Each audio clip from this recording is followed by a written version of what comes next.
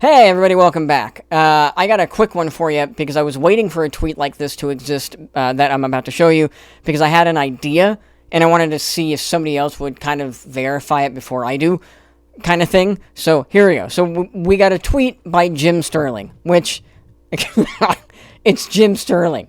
So, as they say, take this with a grain of salt. I would have to elevate that warning to take this with an entire carton of salt. Just go ahead and chug that entire carton. Just chug it. Bottoms up. Alright, so here's the tweet. I'm told they added a token trans NPC to pivot the conversation away from J.K. Rowling. They are barely in it. Now, when he being Jim Sterling, says they are, he's referring to the trans character. Right, so they, being the trans NPC, is barely in Hogwarts Legacy. So, if this tweet is to be believed, if this is true, then one of my, I want to say predictions, might actually be true.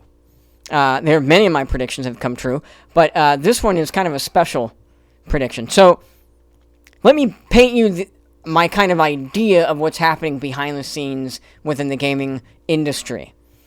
I believe that some, not all, but some, like a handful, of the remaining AAA studios really don't want to capitulate to the woke mob.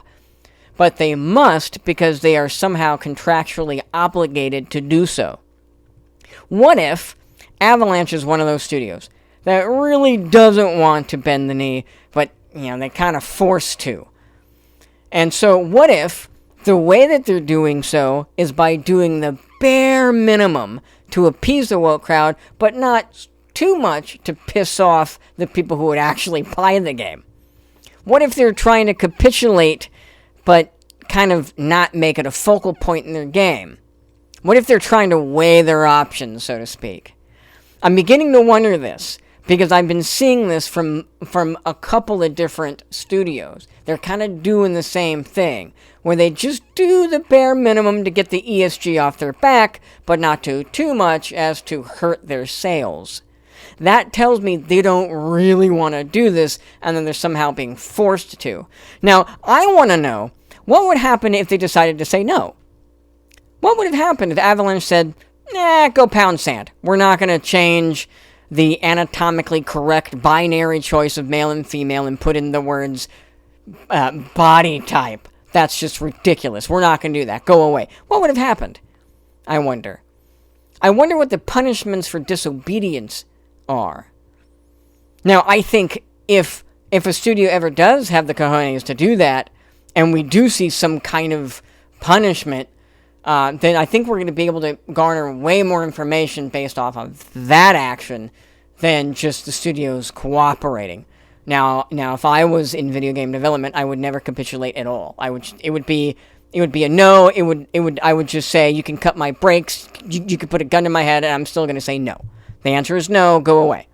So, I don't know, I guess only time will tell in this event. But this also brings me to my kind of stunning conclusion here. I told you this was going to be a quick one. So, there's something that needs to be said, but it needs to be said very clearly. And here it is. This is not about representation. This is about the Rainbow Cult's ideology being conveyed as the arbiter of all morality. Let me rephrase that. This is not about inclusivity or representation. This is about the Rainbow Cult being viewed in video games, in Hollywood, as being above everyone else.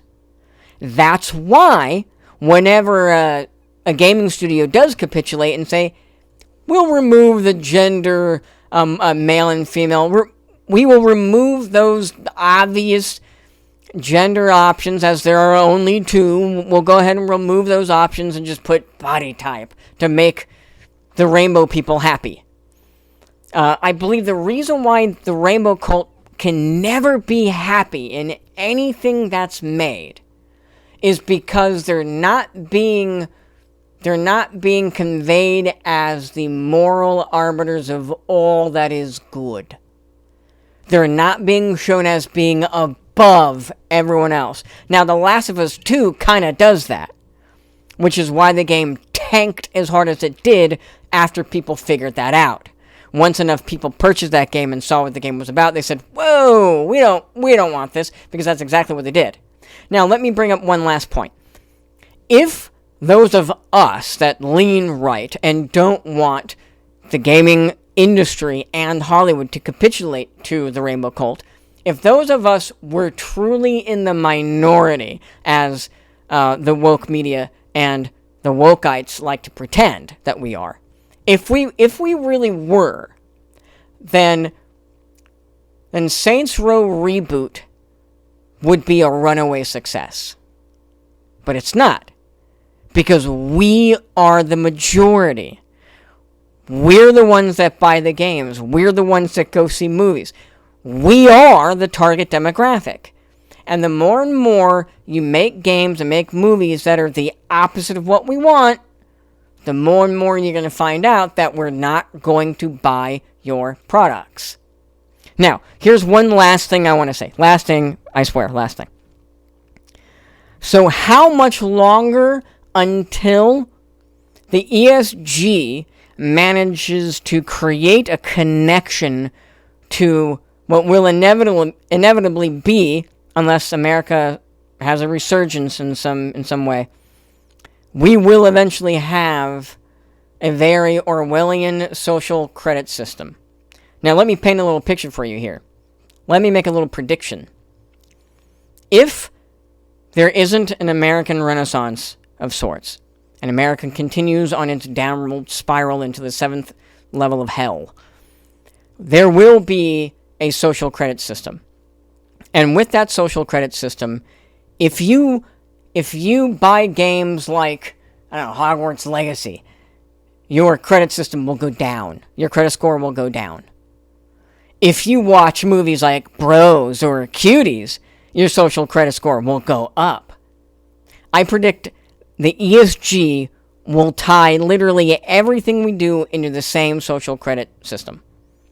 That's what I predict will happen. That's it for this video. If you like this content, please give it a like, subscribe, do all that social stuff. And until next time, have fun.